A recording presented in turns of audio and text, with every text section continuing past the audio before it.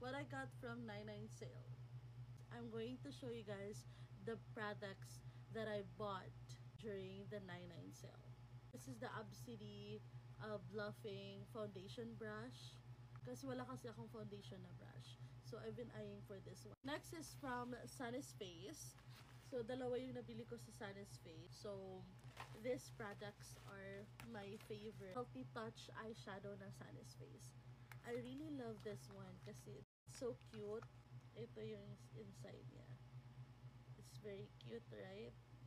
Diba? Ang ganda ng shades. Really nice palette from Sunny's. So, I got their Healthy Touch Duo Blush. This one. I really love this. Kasi nga, I really love peachy brown na mga colors. Yeah, peach at saka may brown. I was so happy because I bought this. Kuha ko lang to like 400 plus. Diba? So, I have this sales lady that I bought during the 99 sale. Concealer palette, high coverage, color correction. This is the color correction, guys. I'm so happy kasi nabili ko to. And it's really nice kasi 4-in-1 na siya. Nandito na lahat. Ito naman yung nabili ko sa Careline. I've been using this since I was in college. This is in the shade Chestnut. Kahit maputi siya, it will blend your skin. Ito naman is nabuksan ko na to kasi excited din akong gamitin to. This is the concealer from Desam. Hindi ako nagsisisi na binili ko to. It's really nice concealer.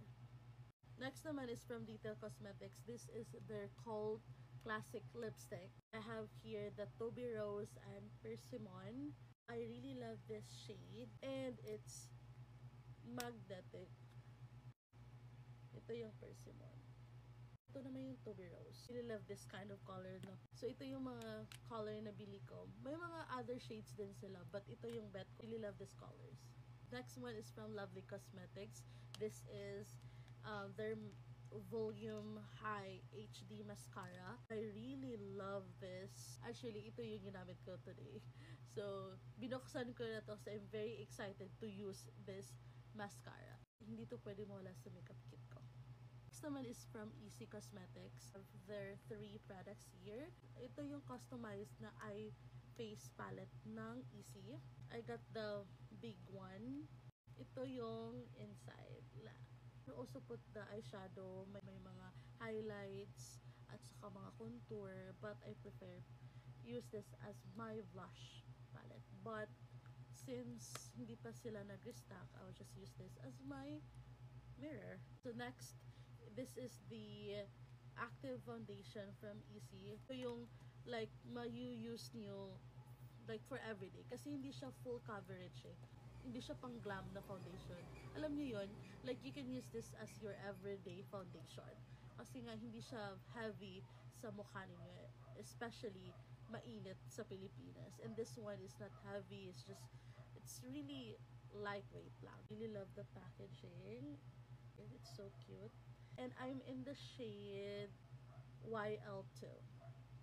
And next one is, bumili din ako ng product ng BLK. Soft Blur Powder Foundation. Also use this as my setting powder. I also use this my foundation. As my finishing powder, ginagamit ko din to. This is the packaging. It's really nice. It's cute. And I'm in the shade Linen. Binili ko yung mas lighter sa akin. I think, ka-shade ko din siya. Yeah, ka-shade ko. I thought kasi mas lighter siya sa skin ko. But I think it's the same lang naman. So, this is their Soft Blur Powder Foundation. It comes with a puff. Pero mas bet ko yung triangular na puff. But I really love this. It's really cute. I'll make a separate video for this. Last but not the least, I have the Get Ready With These products. And they gave me, of course, free. Diba? Sobrang generous ng Get Ready With Me.